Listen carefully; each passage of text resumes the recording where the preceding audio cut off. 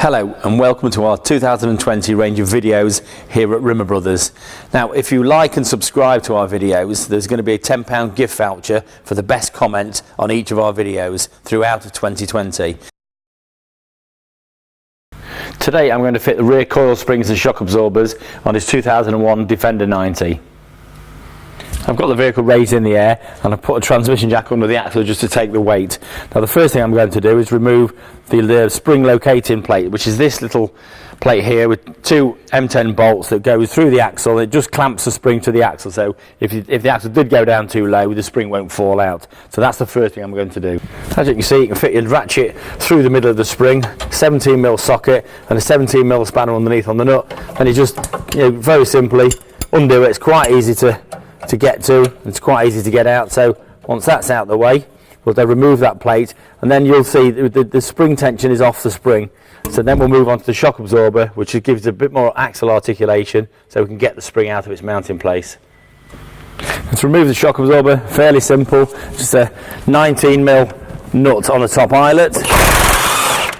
That off and remove the washer, and then there's a 19mm underneath on the eye. You may well just have to hold the shock absorber to stop it spinning, and then once that's undone, we'll be able to just remove the shock absorber, which I'll show you in a second. Right, with both nuts removed, you just push the shock absorber up into its sleeve, which brings the bottom pin out. Then you just slide that off, and that's it removed. With the shock absorber out of the way, it just gives us a little bit more room to let the axle down a little bit more, and then we can just get the spring, pull it to one side,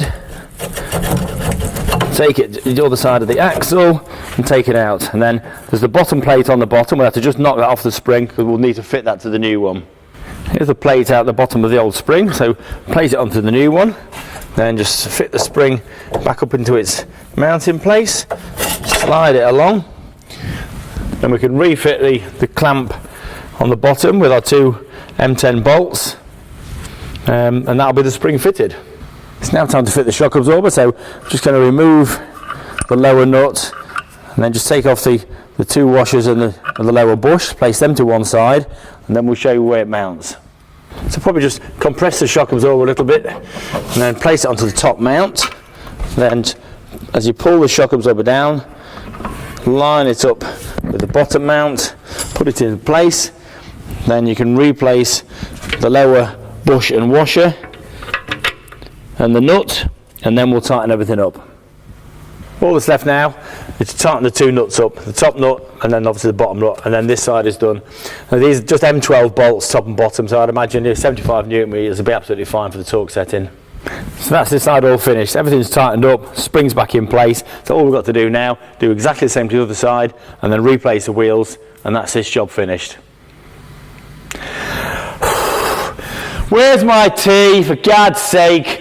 And that's some cake as well, please. And makeup, look at me.